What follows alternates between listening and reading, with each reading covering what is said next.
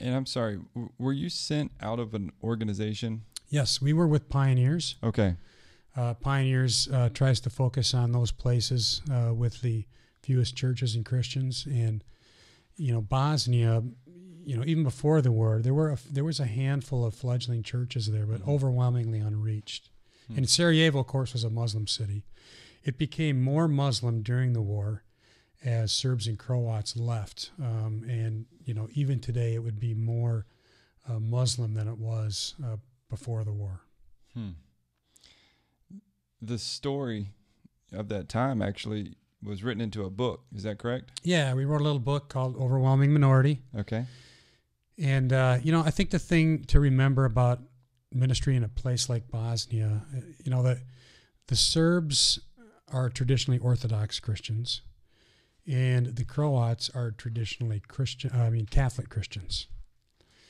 And Protestantism, evangelicals, that really wasn't something that was real well known in the region, obviously, but the Bosnian Muslims saw the way that they saw things was that this was a war fought by Christians against them.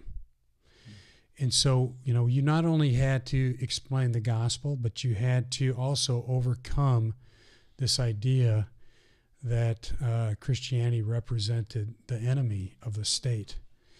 And, that was rough going. However, there was an unusual openness for just a couple years right after the war ended. And we were blessed to see people get baptized and saved.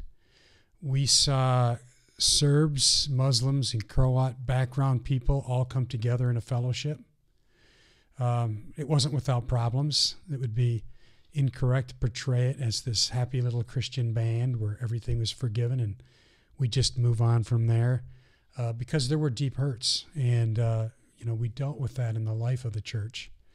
There were also, it's important to point out, there were indigenous partners and culturally near partners that were, more effective really than we were as complete outsiders. But all that together, we document that in the book. We talk about that in the book. And that's on Amazon, right? Yeah, you can buy that on Amazon. That's good.